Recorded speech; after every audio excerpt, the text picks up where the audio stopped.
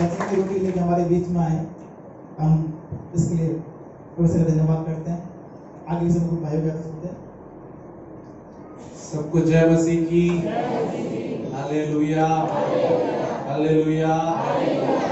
जितने लोग को नींद आ रही है बोले हालेलुया। मंच पर उपस्थित आज के इस मीटिंग के अध्यक्ष पास्टर विजय जी, मेरे प्रिय दोस्त भाई अभिषेक और यहाँ पर आए हुए सभी भाई बहन, आप सबको जल्द आने वाले प्रभु यीशु मसीह के नाम से मेरा प्रेम भरा नमस्कार। आज के इस समय के लिए मैं प्रभु का धन्यवाद करता हूँ कि प्रभु ने मुझे ये मौका दिया कि आप लोगों के साथ इस प्रकार एकत्रित होकर हम लोग इस बहुत ही सुंदर बात को हम जो याद कर रहे हैं, जो क्रूस पर प्रभु ने अपनी बलिदान को हमारे लिए दिया, आप सबके साथ इस दिन को बिताने के लिए प्रभु ने मौका दिया, उसके लिए मैं प्रभु का धन्यवाद करता हूँ। आपके सीनियर पास्टर रॉमिल्टन जी, उनका परिवार, उनके प्रति मेरा बहुत सम्मान और बहुत प्रेम है। पिछले कई वर्षों से बड़े विश्वास योग्यता के साथ उत्तर भारत में, खासकर इस दिल्ली में और ईस्ट दिल्ली में प्रभु की महिमा के लिए वो खड़े हैं परिवार, और आप लोग सब उनके साथ एक टीम के रूप में खड़े होकर सेवा कर रहे हैं। उसे देखकर बहुत ही उत्साह मिलता है और बहुत ही ज्यादा खुशी होती है कि प्रभु आप लोगों को इस्तेमाल कर रहा है। एसीए कल्याणपुरी की ये कलीसिया बहुतों के लिए आशीष का कारण है, उसके लिए मैं प्रभु का धन्यवाद करता हूँ। यहाँ पर जो बहनों की टीम है, भाइयों की टीम है, प्रार्थना में और विभिन्न सेवकाइयों में आप लोग जिस प्रकार से जाते हैं, करते हैं, उसे देखकर बहुत ही प्रसन्नता होती है और प्रभु की सेवा में आगे बढ़ने के लिए उत्साह मिलता है। आप सबको प्रभु बहुत बहुत आशीष देने पाए। प्रभु का धन्यवाद इस समय के लिए। जो खूबसूरत लड़की मेरे साथ खड़े होकर आराधना कर रही थी, वो मेरी पत्नी है, ठीक है। उसकी शादी हो चुकी है और उसके 2.5 साल की एक बेटी भी है। प्रभु का धन्यवाद इस समय के लिए। प्रिया के साथ सेवकाई करने के लिए मैं पहली बार इस कलीसिया में आया हूँ, इसलिए धन्यवाद करता हूँ। इससे पहले मैं हर बार अकेला ही आ पाता था। हमारी बेटी को, 2.5 साल की जो बेटी है, उसको देखना, और कभी कभी प्रिया यात्रा में होती थी, तो इसलिए हम लोग कभी एक साथ नहीं आ पाए, लेकिन आज हम एक साथ आए हैं, उसके लिए मैं प्रभु का धन्यवाद करता हूँ। मैं आप सबसे आग्रह करूंगा कि हमारे पास्टर साहब के लिए, रॉबिन्सन पास्टर जी के लिए प्रार्थना करें। वो अभी इलाज के लिए गए हुए हैं कि प्रभु उन्हें छूकर पूर्ण रूप से चंगाई दे और वो जल्दी से वापस आ सके और प्रभु उनके साथ अपने अनुग्रह को रखे। आज हम जब एकत्रित हुए हैं, हम जो इस बात को याद कर रहे हैं, हम यहाँ पर मातम मनाने नहीं आए हैं, समझे मेरी बात को। इसलिए दुखी नहीं होना है, हम किसी बात को याद करने के लिए आए हैं। क्या करने के लिए आए हैं? याद क्यों दिलाया जाता है? कि उसमें से कुछ सीख मिल सके, है ना। हाँ, हम लोग जब प्रभु की उस क्रूस की पीड़ा को याद करते हैं, जब उस क्रूस के अनुभव को हम सोचते हैं, तो आंसू जरूर आते हैं, घुटनों पे जरूर बैठ जाते हैं, दुख जरूर होता है, लेकिन मातम मनाने की जरूरत नहीं है। हालेलुया, क्योंकि मेरा परमेश्वर जिंदा है, मेरा परमेश्वर जिंदा है। उस महान परमेश्वर की हम आराधना करते हैं। अभी प्रभु के दास ने यहाँ पर अगुवाई करी और आप लोगों ने बहुत ही खूबसूरत तरीके से प्रभु के वो जो आखिरी क्षण थे, प्रभु की मृत्यु से पहले जो कुछ आखिरी क्षण थे, उनके बारे में बड़े ही स्पष्ट रूप से हमने प्रभु के वचन में से देखा और हमने सुना कि किस प्रकार प्रभु ने 7 विभिन्न बातें क्रूस पर से कही। ये बातें कुछ ऐसी थी, कुछ जो परमेश्वर पिता से बोल रहा थे, प्रभु यीशु कुछ बातें परमेश्वर पिता से बोल रहे थे, कुछ बातें जो वहां पर खड़े थे उनसे बोल रहे थे। इस प्रकार 7 बातों को आप लोगों ने साल भर साल सुना है। हर साल कितने लोग पिछले 10-15 साल से गुड फ्राइडे की सर्विस में आ रहे हैं? जरा हाथ उठाएं। इन लोगों के लिए खास प्रार्थना करना कि ये आज का प्रचार सुने। जो लोग पहली बार आए हैं या 2 साल से आ रहे हैं, 3 साल से आ रहे हैं, वो तो फिर भी सुन लेंगे, लेकिन जो 10-15 साल से आ रहे हैं वो कहेंगे ये तो मुझे पता है, वो कहेंगे मुझे पता अगली लाइन क्या होने वाली है। प्रभु आपको उस पाप से बचाए और आप सब प्रभु के वचन को सुन सके। जो बहनें या भाई आगे बैठे हैं, जरूर मेरी आयतों को पढ़कर मेरी मदद करें। हम एक साथ मिलके प्रभु की सेवकाई करेंगे। आप में से कितने लोग प्रार्थना करते हैं? कितने लोग प्रार्थना पे भरोसा करते हैं? हालेलुया। प्रार्थना कहां पर होनी चाहिए? कहां होनी चाहिए? कोई बताएगा जोर से? एकांत में होनी चाहिए। बहुत बढ़िया, सही जवाब है, अच्छा जवाब है। और कहां होनी चाहिए? हाँ बेटा आप बताओ। चर्च में। और अच्छा वो घर पे करते हैं बोला, वरना पापा मम्मी का नाम पूछता भी है। और कहां होनी चाहिए प्रार्थना? नरक में? घर पे होनी चाहिए। बहुत बढ़िया, बहुत बढ़िया। अगर प्रार्थना करेंगे तो फिर नरक में जाना नहीं पड़ेगा। और कहां होनी चाहिए प्रार्थना? मेट्रो में कर सकते हैं? नहीं कर सकते? सीढ़ियों पे कर सकते हैं? कर सकते हैं। बाजार जाते हैं तो करते हैं? मैं सबसे बढ़िया प्रार्थना पता है कब करता हूँ? जब मैं बाजार जा रहा होता हूँ। मैं कहता हूँ प्रभु बिल्कुल सस्ता से और सबसे बढ़िया सामान मिलने का।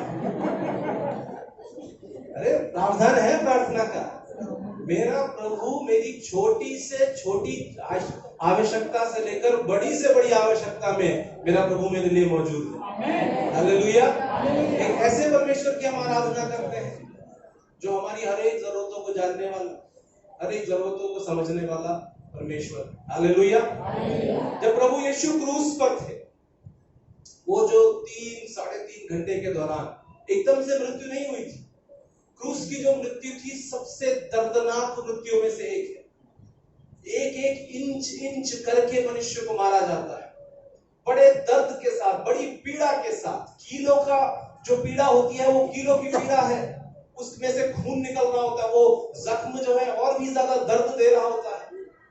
और उसी के साथ जब जो शरीर को इस प्रकार खींचा जाता था कि क्रूस पे कील लगाने के लिए, कील को जो ठोकने के लिए शरीर को इतना ज्यादा खींच दिया जाता था कि जो मनुष्य का शरीर इस प्रकार खिंच जाता था कि सांस लेने में तकलीफ होने लगती थी। इस प्रकार प्रभु को मृत्यु धीरे धीरे आई थी। जब प्रभु यीशु क्रूस पर मारे गए, उससे पहले भी बहुत लोग क्रूस पर मारे गए थे, उसके बाद भी बहुत लोग क्रूस पर मारे गए थे। प्रभु का क्रूस पहली बार, इतिहास का पहला क्रूस नहीं था, लेकिन आज भी हम यीशु के क्रूस को याद करते हैं। जो प्रभु ने क्रूस पर अपनी मृत्यु और अपना बलिदान हमारे लिए दिया, उसको हम इसलिए याद करते हैं क्योंकि वो अपने पापों के लिए नहीं मारा गया, वो हमारे पापों के लिए मारा गया। हालेलुया। वो मेरे पाप के लिए मारा गया। और उस क्रूस पे, उस दर्द के अनुभव में, उस दुख के अनुभव में मेरा प्रभु प्रार्थना कर रहा है। कैसे प्रार्थना कर रहा है? सबसे पहली बात हम प्रभु की देखेंगे, लूका उसका 23:34। पहली प्रार्थना जो क्रूस पर से हम देखते हैं, लूका 23:34 पे पढ़ेगा मेरे लिए जल्दी से। तब यीशु ने कहा, पढ़िए पढ़िए, पेज नंबर 126। तब यीशु ने कहा,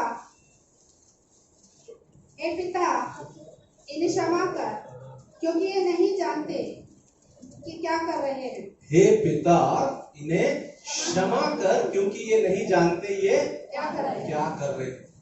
दुख में है, दर्द में है, पीड़ा में है, खून बह रहा है, दर्द हो रहा है। और देखिए क्या प्रार्थना है, उन्हीं के लिए प्रार्थना कर रहे हैं जो उन्हें सता रहा है। उन्हीं के लिए प्रार्थना की जा रही है, जो प्रभु को सता रहे हैं, उन्हीं के लिए प्रभु जो है प्रार्थना कर रहे हैं। ये एक बात को दिखाता है, आप और मैं जब हम धरती में पैदा होते हैं, हमारी क्या इच्छा होती है? जितना साल हो सके उतना हम जिए, जितना ऐशो आराम मिल सके उतना हमें मिले, है ना। 2 वक्त की रोटी से मन पेट भर जाता है, लेकिन मन नहीं भरता। जितना मिल जाए उतना हमारे लिए कम है। मैं वहां भी जाना चाहता हूं, मैं वहां भी जाना चाहती हूँ, मैं ये भी देखना है, ये वाला सूट भी खरीदना है ना, वो वाला भी खरीदना है, सरोजनी भी जाना है, लाजपत भी जाना है, और कहाँ कहाँ जाना है मुझे नहीं पता। और ऐसे ये 2 मार्केट मैं जाता हूँ, इसलिए बोल रहा हूँ। और बहुत इच्छाएं हमारे अंदर होती है जीवन बिताते वक्त। परिवार होता है, शादी होती है, बच्चे होते हैं, इच्छा करते हैं बच्चा ऐसा करे, बच्चा वैसा करे, हम यहाँ घर खरीदें, यहाँ गाड़ी खरीदें, यहाँ जाएंगे, ऐसा बहुत इच्छाओं के साथ मनुष्य अपने जीवन को जीता है। लेकिन सारी इच्छाओं में एक बात को समझे, वो सारी इच्छाएं किसके लिए होती हैं? अपने लिए, मेरे लिए। संसारिक है, संसार की तरफ से ये, पर मेरे लिए, मेरा परिवार, मेरे बच्चे, मेरी सेहत, मेरे कपड़े, मेरा ऐश्वर्य। लेकिन प्रभु यीशु पहले दिन से आखिरी दिन तक आपके लिए और मेरे लिए जी।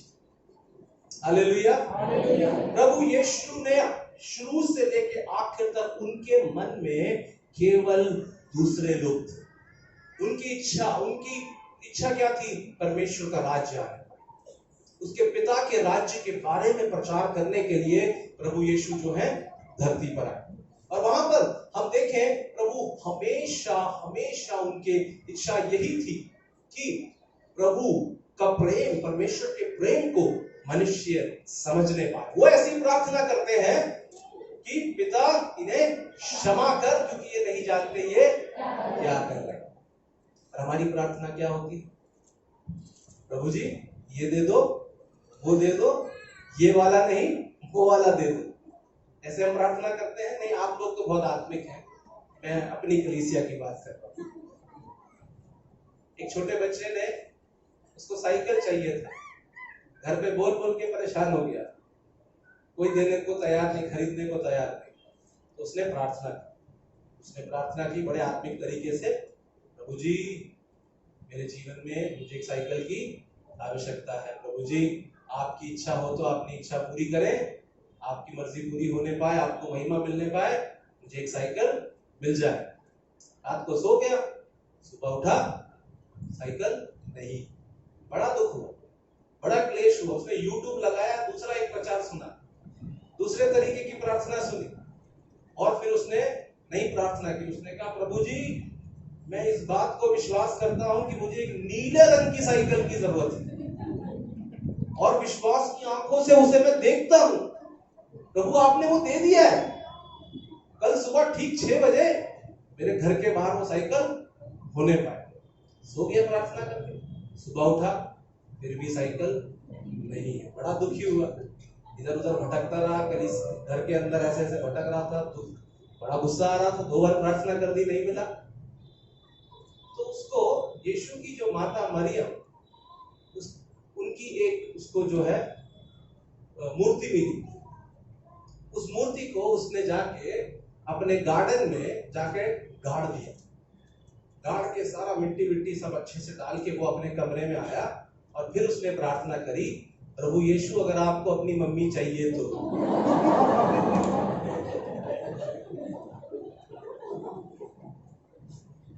देखो कैसी प्रार्थना। आज हमारी प्रार्थनाएं भी ऐसी हो गई हैं, प्रभु कुछ भी हो जाए, चाहे आपकी इच्छा पूरी हो या ना हो, मेरी इच्छा पूरी होनी चाहिए। कैसे तैसे अपनी बात प्रभु से मनवा के रहेंगे। थोड़े से आत्मिक लोग और क्या करते हैं, वो बाइबल से आयत प्रभु को सिखाते हैं। प्रार्थना में प्रभु को आयतें सिखा रहे होते, प्रभु आपने ही तो बोला है। लेकिन देखिए उस पर प्रभु कैसे प्रार्थना कर रहा है, जिसने उसको सताया उनके लिए वो क्षमा मांग रहा है, उनके लिए प्रार्थना कर रहा है। क्योंकि देखिए ये लोग जो है ना समझ है, ये लोग दूसरों के बहकावे में आ गए हैं, दूसरों के कहने पर यूं ही चल रहे हैं, उसके कारण वो भटक चुके हैं और गलत के पीछे चल रहे हैं। आपका और मेरा जीवन का मकसद ये होना चाहिए कि जो भटके हुए लोग हैं वो प्रभु के प्रेम को पा सकें। हमारे परिवार में, हमारे पड़ोस में, हमारी कलीसिया में, दोस्तों में, बिरादरी में बहुत भटके हुए लोग हैं, वो प्रभु के प्रेम को पा सकें। और इसकी शुरुआत हमारी प्रार्थनाओं में होती है।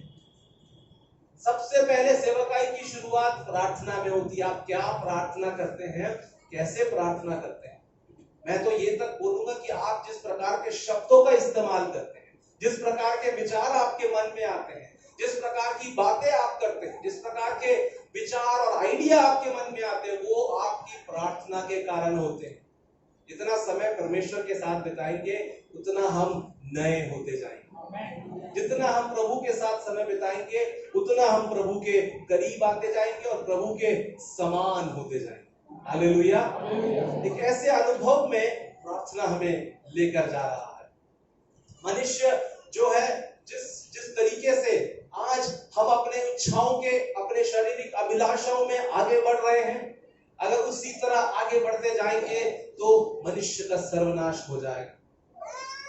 हमको सब कुछ चाहिए और किसी को मिले या ना मिले, ये जो शैतान ने हमारे अंदर यह अभिलाषा दे दी है, दूसरे का कुछ हो या ना हो, और दूसरों से घृणा करना, अगर वो मेरे जैसा नहीं दिखता, मेरे जैसा नहीं बोलता तो दूसरों से घृणा करना, ये संसार की अभिलाषाएं, संसार की कोशिशें।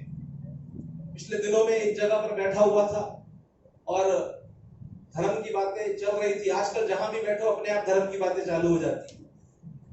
मैं जहां पर भी जाता हूं सब जानते हैं पादरी हूं, और खासकर जब अविश्वासियों के बीच में बैठा होता हूं तो फिर और भी ज्यादा लोग जो है आलोचना करने लगते हैं, और बहुत ही सुंदर समय होता है प्रभु के वचन को बांटने का। फ्री में ही मौका मिल जाता है सुसमाचार सुनाने का। लेकिन जो दूसरे अविश्वासी भाई बहन होते हैं उनके मन में बहुत बहुत गलत विचार दुनिया ने भर रखे हैं।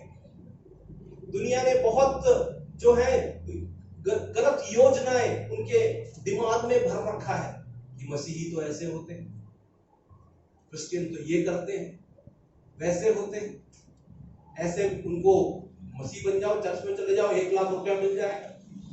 मैं पूछता रहता हूँ भाई 1 लाख मुझे भी दे दो, बड़ा काम आएगा, आज तक तो नहीं मिला। और फिर कहते हैं कि यहाँ से पैसा आता है, वहां से पैसा आता है, और ये आत्मा हो जाती है, वो आत्मा, बहुत सारी बातें। फिर कहते हैं कि ये तो अंग्रेजों का तरीका है, अंग्रेज का धर्म है। अरे भूल गए हम लोग 2000 साल पहले प्रभु यीशु का जन्म भारत से केवल 3 घंटा दूर, हम जो इजराइल है वहां पर एशिया के अंदर ही हुआ था। हमारे द्वीप, हमारे जो कॉन्टिनेंट है एशिया, उसी के अंदर प्रभु यीशु ने जन्म लिया। ऑस्ट्रेलिया में, अमेरिका में, लंदन में नहीं लिया। प्रभु ने हमारे ही बहुत करीब, हमारी ही मिट्टी में, जैसा हमारा समाज है वैसे ही समाज में प्रभु ने जन्म लिया। हाँ, ये बात अलग है जब सुसमाचार पाश्चात्य राज्यों में पहुंचा, क्योंकि उनकी सोच थोड़ी और अच्छी थी, उनकी समझ थोड़ी और बढ़िया थी, तो उनको बाइबल जल्दी भा गया, उनको दर्शन पहले ही समझ आ गया। हम लोग को आज भी समय लग रहा है।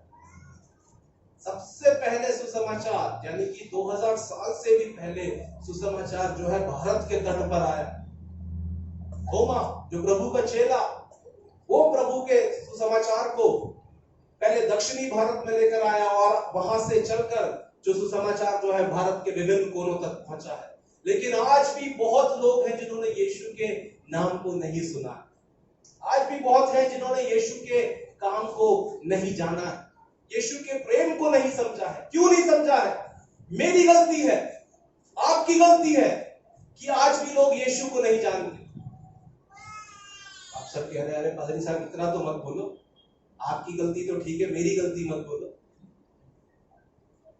क्योंकि कलीसिया प्रभु का गवाह नहीं बन रही, क्योंकि कलीसिया अपने समय का सदुपयोग नहीं कर रही, इसलिए आज भी बहुत सारे लोग हैं जिन्होंने प्रभु के प्रेम को नहीं जाना है।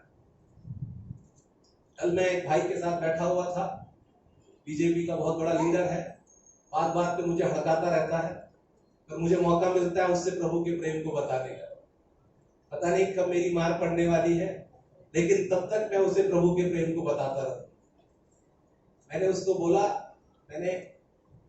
उसने मुझे हिंदू धर्म की सारी बातें बताई, मैंने बहुत प्यार से सुनी, अच्छी बातों को मैंने सराहा, समझा मैंने।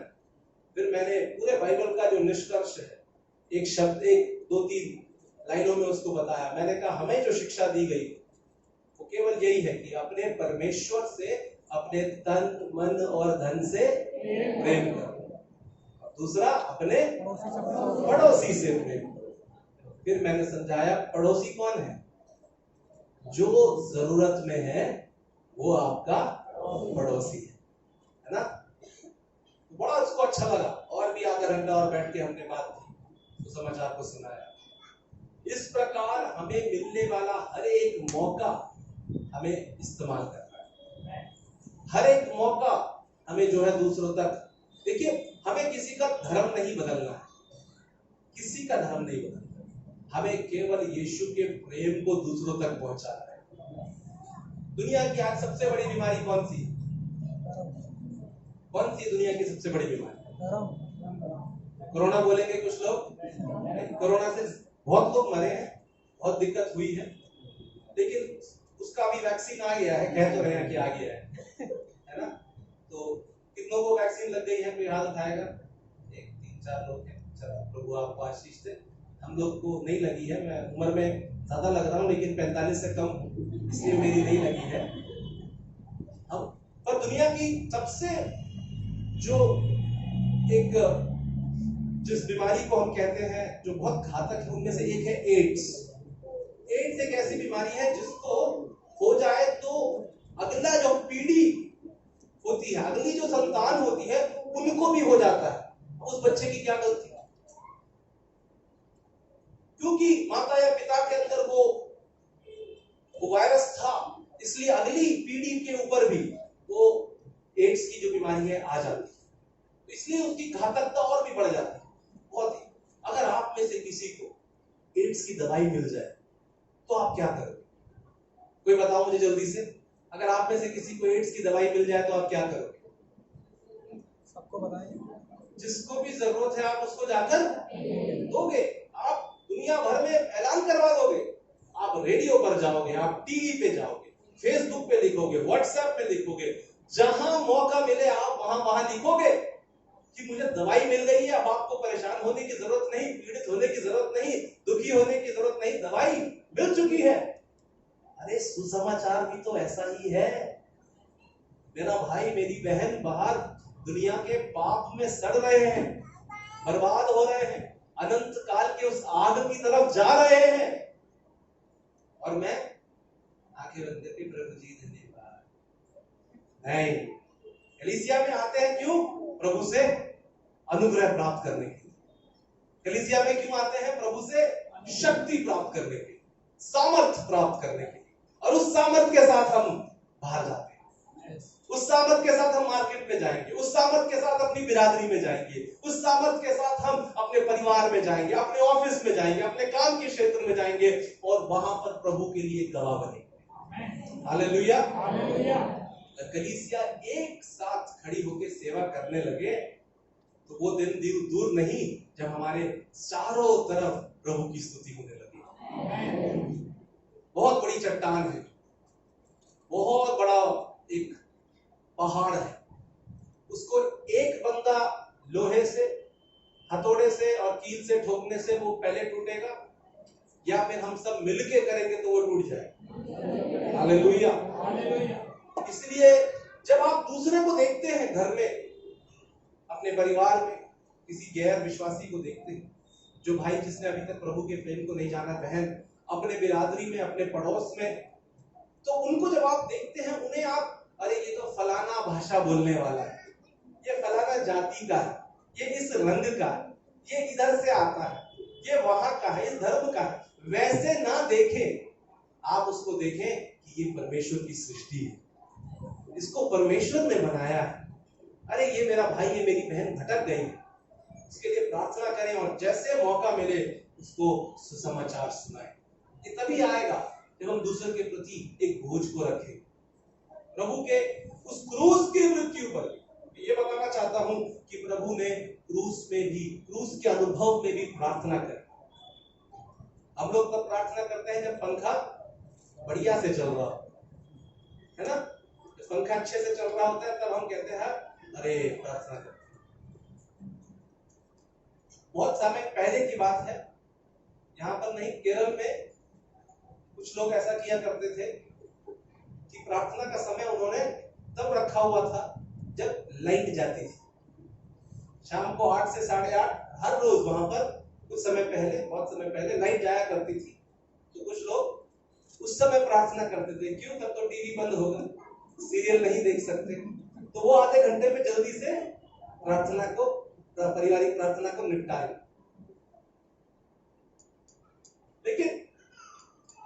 अच्छे अनुभव में भी बुरे अनुभव में भी हमेशा प्रार्थना करें।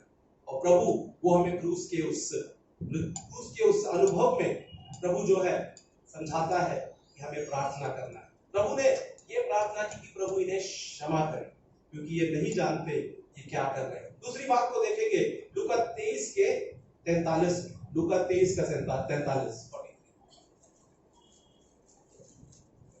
पढ़े जल्दी से, कोई पढ़े 43। उसने उससे कहा मैं तुझसे सच कहता हूँ कि आज ही तू मेरे साथ स्वर्गलोक में होगा। आज ही तू मेरे साथ स्वर्गलोक में होगा। ये किससे बोला जा रहा है? किसी पास्टर से, किसी अच्छे विश्वासी से, बहुत विश्वास योगी व्यक्ति से बोला जा रहा है? नहीं, किससे बोला जा रहा है? प्रभु के बगल में कितने चोर थे? 2 चोर। कितने चोर थे? 2 चोर। एक बार यूं हुआ कि रात को एक बंदा प्रार्थना कर रहा था, प्रार्थना करके बोला प्रभु आज के काम में मेरी सहायता करें। उसके दोस्त ने पूछा भाई कहाँ जा रहा है? तो कहता चोरी करने जा रहा हूं। तो चोरी प्रार्थना करके जा रहा है तू? प्रार्थना करके चोरी करने जा रहा है? तो वो कहता जब तुम सबने छोड़ दिया तो क्रूस पर केवल हम ही लोग थे प्रभु के साथ। और वो वैसे नहीं प्रार्थना करना है, लेकिन इस बात को समझे जब प्रभु क्रूस पर था, क्रूस के अनुभव में था, दुख के अनुभव में था, पीड़ा में था, कष्ट में था, वहां पर भी परमेश्वर प्रभु ने एक आत्मा को बचा लिया। हालेलुया। और हम क्या कहते हैं कि अच्छा माइक होना चाहिए, बढ़िया स्पीकर होना चाहिए, अच्छा एक प्रचारक आना चाहिए, तब मैं प्रार्थना करूंगा, तब मैं आराधना करूंगा, है ना। जब मेरे घर में बहुत पैसा आ जाए, मेरे बच्चा बहुत बढ़िया से पढ़ लिख जाए, जब मैं इतना कमा लूं कि सब मेरी इज्जत करने लगे, जब मैं समाज में चलूं तो सब मेरे को झुक के प्रणाम करें, जब इतना आ जाएगा तब मैं बोलूंगा कि प्रभु अच्छा है, उस पर भरोसा कर। ऐसा हमारी योजनाएं हम बना लेते हैं, लेकिन हमारे आर्थिक स्थिति या हमारी आर्थिक अवस्था या हमारी शारीरिक अवस्था इस बात को नहीं बताती कि हम आशीषित हैं या नहीं। मैं आशीषित इसलिए हूं क्योंकि प्रभु यीशु मेरे साथ। हालेलुया। चाहे मैं अमीर हूं, चाहे मैं गरीब हूं, चाहे मैं बीमार हूं या चंगाई पाया हुआ हूं, चाहे मैं कष्टों से होकर गुजर रहा हूं, मेरे अपनों ने मुझे छोड़ दिया हो, लेकिन मैं आशीषित हूं। इस बात का बोध मुझे तब तक रहेगा जब तक पवित्र आत्मा मुझे याद दिलाती रहेगी कि मैं परमेश्वर की संतान हूं। हालेलुया। इसलिए जो परमेश्वर की संतान है वो अपने पिता के बारे में बोलेगा, कहीं भी बोलेगा, कैसे भी बोलेगा। प्रभु के प्रेम को हम लोग हमेशा बोलते रहेंगे। प्रभु ने क्रूस पर एक व्यक्ति जो उस दिन अनंत काल के आग की तरफ जा रहा था, उस नरक में प्रवेश करने वाला था, उसको प्रभु ने कुछ क्षणों में सुसमाचार सुनाया और वो प्रभु के पास उस दिन प्रभु ने उसको वायदा किया कि आज तू मेरे साथ स्वर्गलोक में होगा। हालेलुया। मेरे प्रियजनों, आपको सुसमाचार आना चाहिए। यीशु कौन है? यीशु ने क्या किया? यीशु ने क्यों किया? यीशु ने कैसे किया? और आपके जीवन में क्या किया? ये बात बड़े स्पष्ट रूप में बोलना आना चाहिए। देखिए, मैं एक पादरी हूं, हमारे यहाँ पर सीनियर पास्टर साहब हैं और भी असिस्टेंट पास्टर्स हैं। हम में से सब लोग, हमेशा हमें मौका नहीं मिलता दुनिया में लोगों के पास जाने का, सबके पास जाकर जो है, सबके परिवारों में हमें प्रवेश नहीं मिलता, हर घर में हमें प्रवेश नहीं मिलता, लेकिन आपको आपके परिवारों में, आपको आपकी बिरादरी में, आपको आपके दोस्तों के बीच में प्रवेश मिलता है। समझ रहे मेरी बात को? इसलिए आपको प्रभु के प्रेम को उनको समझाना है। वहां पर नहीं बोलना चलो एक माइक लेकर आओ, चलो कोई बाइबल पढ़ो, मैं समझाता हूं, फिर 1 घंटा ऐसा प्रचार किया कि वो हो गया। रिफ्त के काम में हम देखते हैं ना, एक जवान सुबह से लेकर शाम तक काम कर कर आया और उसने इतना बड़ा प्रचार किया कि वो खिड़की से नीचे गिर गया। उसने आत्महत्या नहीं की थी, वो सो के गिर गया था। हम लोगों को सुला देते हैं, वैसा बोलने की जरूरत नहीं है। जानना है, समझना है कि परमेश्वर ने कैसे अपना प्रेम दिखाया। उसने छीन कर नहीं दिखाया, उसने अपनी ताकत मुझे मार कर नहीं दिखाई। परमेश्वर ने अपना बेटा मुझे दे दिया। प्रभु ने बलिदान किया। दुनिया जब अपनी ताकत दिखाती, कैसे दिखाती है? छीन कर। दुनिया अपनी ताकत कैसे दिखाती है? डरा कर, है ना। हम किसको बड़ा मानते हैं? जिससे हम डरते हैं, है ना।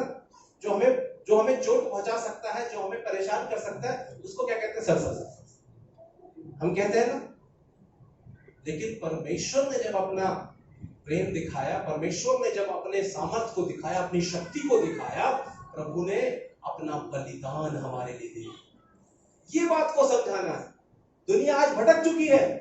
जो मार सकता है, जो चोट पहुंचा सकता है, उसको बड़ा कहने लगे। क्यों? शैतान ने बुद्धि को भ्रष्ट कर दिया है।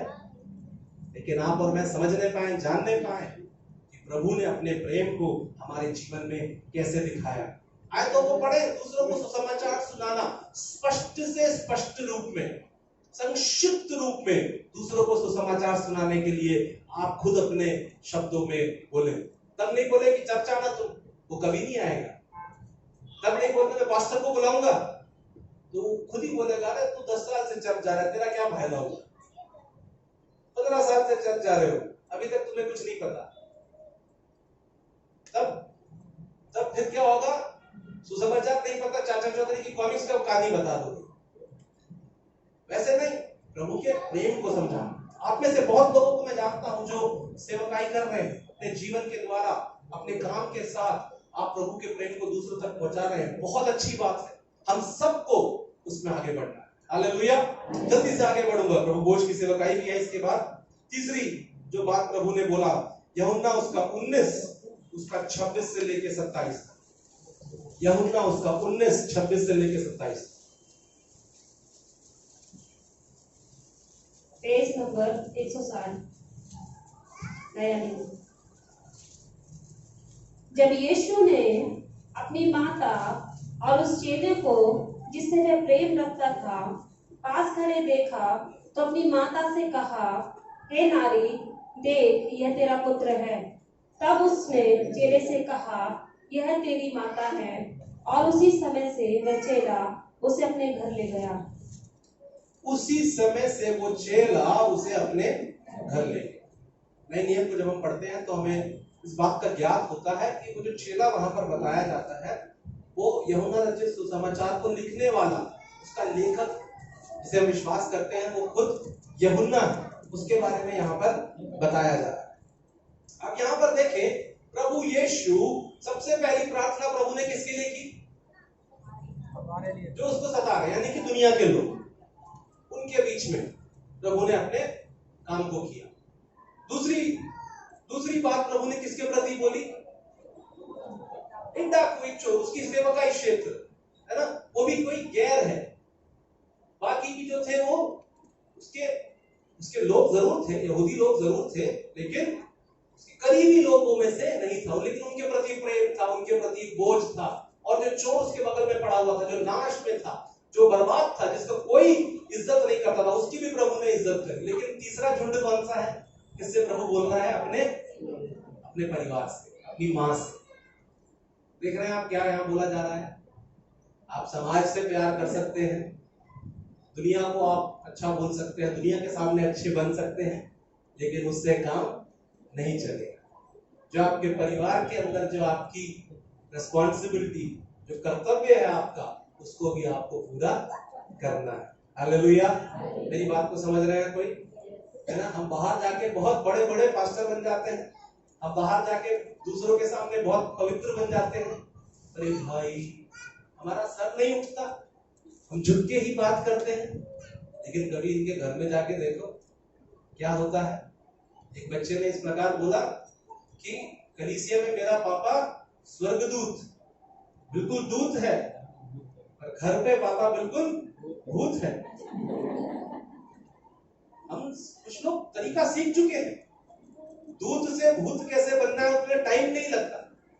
जब चाहते हो ओ हालेलुया, और घर पे जो बोलते हैं वो मैं बोल नहीं सकता। घर पे किस प्रकार बोला जाता है, कैसे करते हैं, उसको हम भूल। इसीलिए कलीसिया के अंदर ही आत्मिक नहीं होना, दूसरों के सामने, दुनिया के सामने ही आत्मिक नहीं होना, परिवार में भी विश्वास योग्य रहना है, परिवार में भी आत्मिक होना है। सबसे ज्यादा प्रेम अपनी पत्नी से करना है, पड़ोसी से नहीं करना। सबसे ज्यादा प्रेम अपने परिवार से करना है।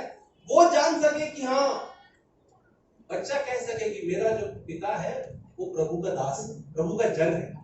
मेरी जो मम्मी है वो प्रभु से प्रेम करती है, प्रभु के पीछे चलती है। वो ऐसा नहीं कहेंगी, वो ऐसा नहीं करेंगी। हम अपने भाइयों के बारे में क्या कहते हैं, भाई हमारे बारे में क्या कहता है, मेरी बहन मेरे बारे में क्या कहती है, मेरी पत्नी मेरे बारे में क्या कहती है, वो एक दो बार गलत सोच सकते हैं, 3-4 बार उनसे गलतफहमी हो सकती है, लेकिन रोज नहीं होगी। आपका रोज का जीवन कैसा है, उससे दूसरों के मन के विचार बन जाते हैं। आप रोज क्या करते हैं, अरे ये तो रोज ही नमक ज्यादा डाल देती है, अरे ये तो रोज ही मिर्च डाल देती है, तब तो दिक्कत है। लेकिन जब मैडम अच्छा खाना बनाए तो बोले मजा, थैंक यू बोले ना। ये मर्द लोग को थैंक यू बोलने में थोड़ा प्रॉब्लम होता है, और औरतों को सॉरी बोलने में प्रॉब्लम होता है। सही बोला? मर्द लोग थैंक यू नहीं बोलते और औरत लोग सॉरी नहीं बोलते, यार दोनों में इसीलिए प्रॉब्लम होता रहता है।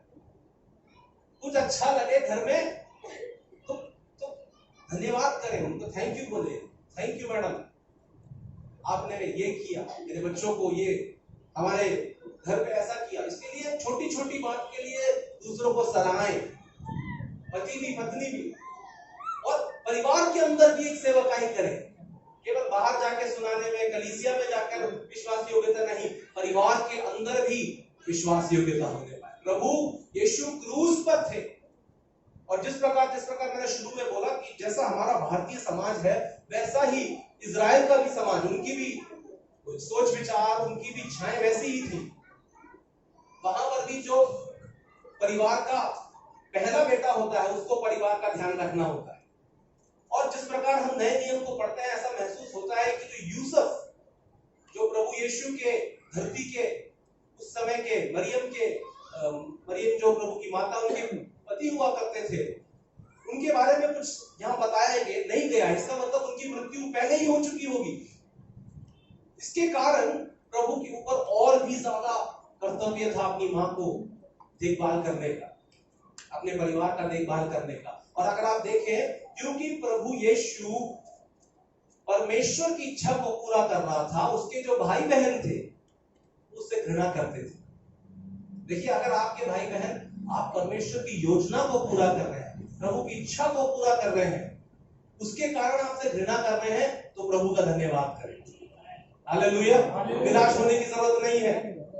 उनको समझ नहीं आया, लेकिन आप अपने जीवन से उनको चोट ना पहुंचाए, अपने शब्दों से उन्हें ठेस ना पहुंचाए, उनसे निरंतर प्रेम को दिखाते रहे।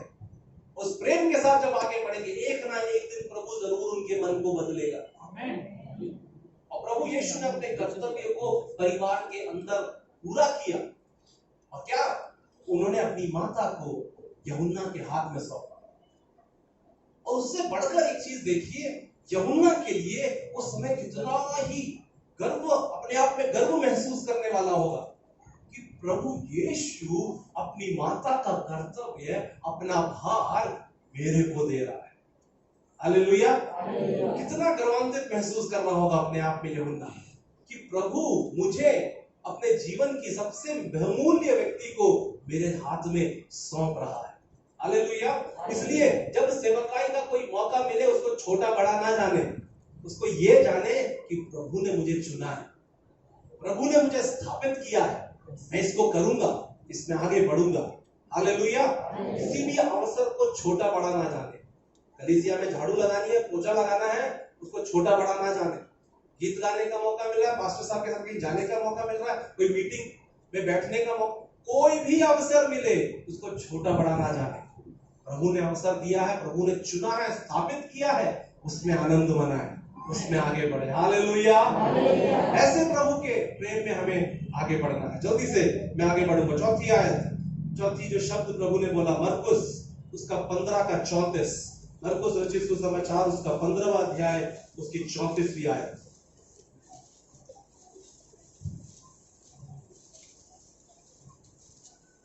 तीसरे पहर यीशु बड़े शब्द से पुकार कर कहा, इलोई इलोई लोई एलोई लमा शब्दनी, लमा शबक्तनी, यानी कि हे परमेश्वर तूने मुझे क्यों त्याग दिया, छोड़ दिया। ये जो शब्द है वो अरामाइक भाषा में, अरामी जो भाषा है, यहूदी जो है दो भाषाएं बोलते थे, एक तो यहूदी भाषा थी और एक थी अरामाइक जो इंग्लिश में बोला जाता है, अरामाइक भाषा, उसको बोल। प्रभु यीशु ने अपने जीवन काल के दौरान अरामिक भाषा का, अरामी भाषा का इस्तेमाल किया। उन्होंने यहूदियों की जो इब्रानी है, इब्रानी भाषा का इस्तेमाल नहीं किया। इसलिए आप में से किसी ने अगर जो एक बहुत ही मशहूर एक मूवी है पैशन ऑफ क्राइस्ट, अगर आप में से किसी ने देखी होगी, तो उसमें जो शब्द जो बोले जा रहे हैं वो अरामी भाषा में प्रभु बोल रहे थे। तो प्रभु ने वो भाषा का इस्तेमाल वहां पर किया, तो उसी भाषा का यहाँ पर इस्तेमाल किया जाता है, एलोई एलोई लेमा शबक्तनी, यानी कि हे मेरे पिता, हे मेरे परमेश्वर तूने मुझे क्यों त्याग दिया, क्यों छोड़ दिया है, ये उसका अर्थ है। अब आपको लगेगा अरे प्रभु क्रूस पर है, डर गए क्या, क्रूस पर दर्द ज्यादा हो रहा है, ज्यादा परेशानी हो रही है, ज्यादा दिक्कत हो रही है, इसलिए आप क्रूस में हटना चाहते हैं। नहीं, ये बात नहीं थी। आप समझे, जब प्रभु यीशु क्रूस पर थे तो पूरे संसार का, पूरे दुनिया के सारे मनुष्य जाति का जो पाप है वो प्रभु यीशु के ऊपर था। प्रभु क्रूस पर क्यों चढ़े? आपके और मेरे पापों की क्षमा के लिए। पर आप देखिए हम किस परमेश्वर की आराधना करते हैं? जो त्रिएक परमेश्वर, सब बोले त्रिएक परमेश्वर, यानी कि पिता, पुत्र, पवित्र आत्मा, ये त्रिएक परमेश्वर की हम आराधना करते हैं। ये आपस में बहुत ही अच्छी संगति में है, आपस में बहुत संगति में है, एक दूसरे के साथ जुड़े हुए। हम परमेश्वर एक ही है हमारा, लेकिन उस परमेश्वर को हम तीन तरीके से देख सकते हैं, पिता परमेश्वर, पुत्र परमेश्वर और पवित्र आत्मा परमेश्वर। तो जब परमेश्वर ने अपने पुत्र को भेजा और वो क्रूस पर मारा गया, उस समय पूरे धरती का, पूरे मनुष्य जाति का जो पाप है वो प्रभु यीशु के ऊपर आ गया, और पवित्र परमेश्वर उसका पाप से कोई लेना देना नहीं है। यानी कि कुछ क्षणों के लिए 5 मिनट पहले आ जाए, 10 मिनट पहले आ जाए, जिस प्रकार आज मेरे भाई मेरी बहन यहाँ बैठ के प्रार्थना कर रहे थे, प्रार्थना करें कि प्रभु आज मुझसे बात कर, प्रभु आज कलीसिया से बात कर, प्रभु एक बेदारी भेज। उस प्रार्थना, उस संगति को हमें बहुमूल्य जानना है और प्रभु में बढ़ना है। हो सकता है आपको कोई जरूरी काम है, आप लेट हो गए, हो सकता है कि आपको कोई बहुत जरूरी बात हो गई, बीमार हो गए, कुछ हो गए, चलो 1-2 बार 3-4 बार हो जाता है, ठीक है। लेकिन अगर हर बार हो रहा है तो अपने आप को जांचने की जरूरत है। हर बार कोई ना कोई बहाना मिल रहा है तो जांचने की जरूरत है। हर बार अगर संगति से दूर रह रहे हैं, इसका मतलब शैतान के करीब जा रहे हैं। बुरा लगा? देखिए, अगर प्रभु के करीब नहीं है तो किसके करीब? फिर से बोलो, अगर प्रभु के करीब नहीं है तो किसके करीब हो? शैतान के। आपने बोला, मैंने थोड़ी बोला। इसीलिए प्रभु के करीब रहना है। हालेलुया। संगति में जुड़े रहना है। अगले शब्द को हम जल्दी से देखेंगे। 5वीं जो शब्द है यूहन्ना उसका 19 का 28, यूहन्ना 19 का 28, पेज नंबर 160। इसके बाद यीशु ने यह जानकर कि अब सब कुछ पूरा हो चुका, इसलिए कि पवित्र शास्त्र में जो कहा गया वह पूरा हो, कहा, मैं प्यासा हूँ। प्रभु ने कहा मैं प्यासा हूँ। देखिए, जब प्रभु यीशु क्रूस पर हमारी मृत्यु के लिए मारे गए, वो मनुष्य के शरीर में थे, इसलिए वो दर्द उन्होंने हमारे लिए सहा। तो जो भूख और प्यास है वो प्रभु को खूब लगती थी, और खासकर एक ऐसे अवसर पर जब रोमी सैनिक जो एक व्यक्ति को क्रूस की मृत्यु की तरफ ले जाया करते थे, पूरे रास्ते उससे क्रूस उठवाते थे, पूरे रास्ते उससे क्रूस की वो लकड़ी को उठवाया करते थे कि वहां तक पहुंचते पहुंचते ही इसके शरीर बेहाल हो जाए। और बड़े ही क्रूरता के साथ उसको ना खाना कुछ देते थे, ना उसको पानी देते थे, बड़ी क्रूरता के साथ उसको जो है उस क्रूस के स्थान तक लेके जाया करते थे। और प्रभु को भी ऐसा ही लगा। लेकिन प्रभु के वचन को हम जब देखते हैं, खासकर हम जब समझते हैं कि जो पहाड़ी उपदेश प्रभु ने दिया, Blessed are those who thirst for hunger, who have a thirst and hunger for righteousness, यानी कि जिनकी धार्मिकता के प्रति एक भूख और प्यास है, वो आशीषित है कि वो भरे जाएंगे। धन्य है वो जो धार्मिकता के प्रति जिनके भूख और प्यास है, वो तृप्त किए जाएंगे। हालेलुया। सुबह से जो काम पर जाते हैं और फिर जब शाम को वापस आते, पूरा दिन ना चाय पी, ना खाना खाया, ना कुछ किया, तो जब सबसे पहले वो आते हैं तो उन्हें क्या चाहिए होता है? उनको खाने पीने के लिए कुछ चाहिए होता है ना। तब उनको टीवी में सीरियल दिखा दो तो मजा आएगा उन्हें? हैं?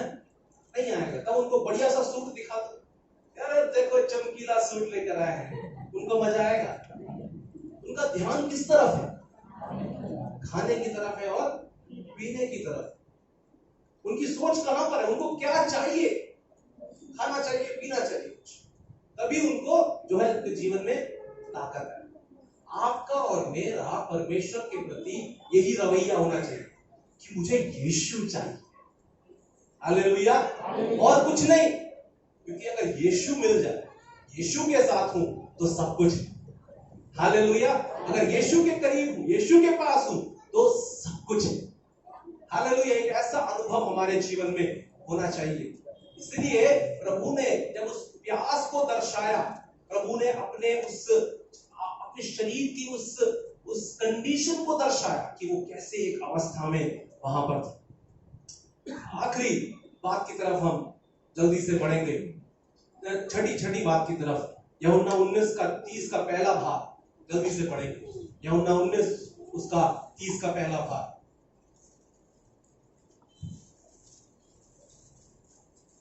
जब यीशु ने वह सिरका लिया तो कहा, पूरा हुआ। यीशु ने वो सिरका लिया, कहा पूरा हुआ। इंग्लिश में कहते हैं इट इज फिनिश्ड। और जो वहां पर शब्द इस्तेमाल किया गया है, जो मूल भाषा में यूहन्ना जब इस बाइबल को लिख रहा है, सुसमाचार को लिख रहा है, तो यूनानी भाषा का इस्तेमाल किया, ग्रीक भाषा। यूनानी भाषा में इस शब्द को कहते थे टेटेलेस्टाई। इसको याद करने की जरूरत नहीं है, स्वर्ग में पहुंचोगे तो प्रभु नहीं पूछेगा, पर मैं अर्थ समझाना चाहता, एक आत्मिक अर्थ इसका समझाना चाहता।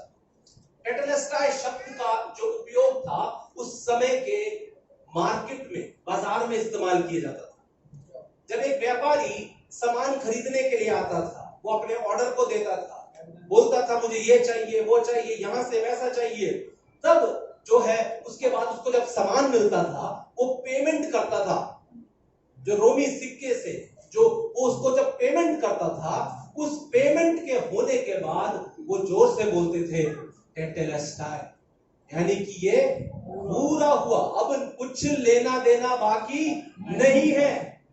उस शब्द को जो है सुसमाचार का लिखने वाला बोल रहा है कि सब कुछ पूरा हो चुका है, अब कोई पहाड़ चढ़ने की जरूरत नहीं है, अब कोई यात्रा करने की जरूरत नहीं है, नंगे पैर चलने की जरूरत नहीं है, कोई बलि चढ़ाने की जरूरत नहीं है, पछतावा करने की जरूरत नहीं है, रोने की जरूरत नहीं है, वैसा करने की जरूरत नहीं है। केवल यीशु पर विश्वास करो और अपने जीवन में उद्धार को पालो। केवल यीशु के पीछे चलो और उसकी संतान बन जाओ। केवल यीशु के पीछे चलो और स्वर्ग राज्य के वारिस बन जाओ। हालेलुया। उसकी घोषणा प्रभु क्रूस पर से कर रहा है कि सब कुछ पूरा हो। अब तुम्हें दर्द में रहने की, पाप में रहने की जरूरत नहीं है, पीड़ा में, कष्ट में, क्लेश में रहने की जरूरत नहीं है। मैं तुम्हारे लिए मारा गया, मैंने सब कुछ पूरा कर दिया। इसलिए शैतान जब आपके मन में आपको आके याद दिलाए ना, अरे तू तो पापी है, अरे तूने तो ऐसा किया है, अरे तू तो वैसा है, तू तो ऐसे परिवार से आता है, अरे तू तो ऐसा करता था, तेरे परिवार में ऐसे लोग हैं, तेरे पास तो पैसा नहीं है। जब शैतान इन सारी बातों को आपके अंदर लेकर आता है, आपको तब बोलना है, हट जा शैतान, मैं परमेश्वर की संतान, प्रभु ने मुझे चुना, प्रभु ने मुझे बुलाया है। हालेलुया। बहुत लोग चर्च पता है क्यों नहीं आते? मैं जब पूछता हूं तो कहते हैं कि मैं तो पापी हूं। अरे तभी तो आपको चर्च आना है, पापियों को ही चर्च आना है। और हम जो चर्च आते हैं वो इतने धर्मी ना बन जाए कि पापियों को प्रवेश ना करने दे। हालेलुया। हम इतने धर्मी ना बन जाए, इतना पाखंड ना कर दे कि जब कोई पापी अंदर प्रवेश करे उसको बोलेंगे नहीं, ये सिर्फ धर्मियों के लिए वाला चर्च है। सोचो अगर अस्पताल में ऐसा होने लगे कि कोई मरीज नहीं आएगा, जो केवल स्वस्थ है केवल वो अस्पताल में आएंगे, तो अस्पताल चलेगा? नहीं चलेगा। ये कलीसिया पापियों के लिए, मेरे जैसे पापियों के लिए, आप जैसे पापियों के लिए। हम यहाँ पर आएंगे, दूसरों को भी आने देंगे। हालेलुया। सब कुछ पूरा हुआ। आखिरी शब्द लूका उसका 23 का 26, लूका 23 का 26,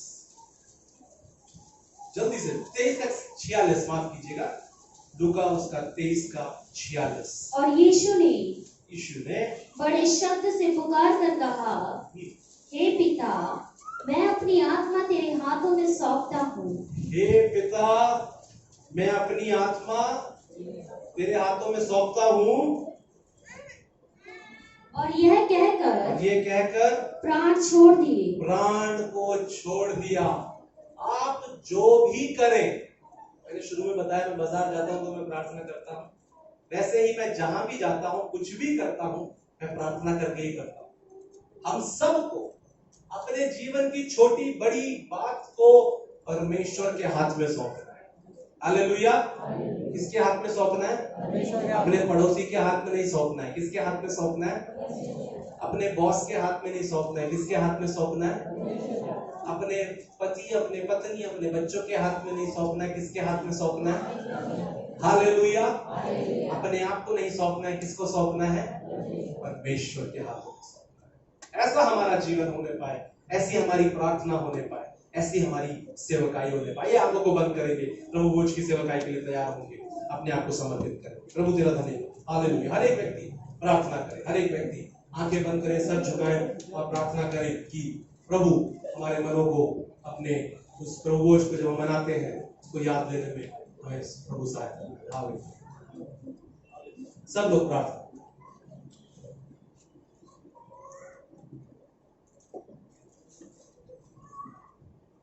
हालेलुया, हालेलुया, हालेलुया। प्रभु जी, आपने वचन से आपने हमें सिखाया, इसके लिए धन्यवाद। केवल वचन को सुनने वाले नहीं, लेकिन प्रभु तेरे वचन पर अमल करने वाले हो सके।